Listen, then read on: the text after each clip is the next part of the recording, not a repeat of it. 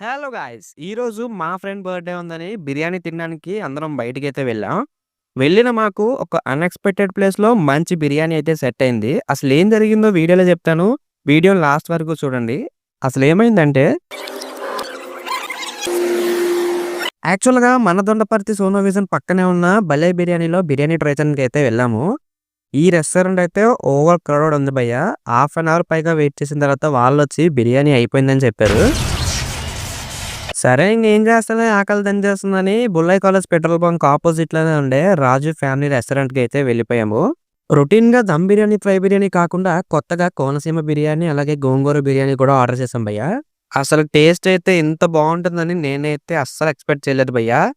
కోనసీమ బిర్యానీ వేడి వేడిగా ఆనియన్ బైట్‌తో తింటుంటే నెక్స్ట్ లెవెల్‌లో ఉంది.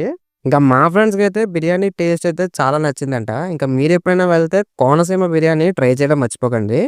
అండ్ అలాగే మన ఛానెల్ సబ్స్క్రైబ్ చేసుకో.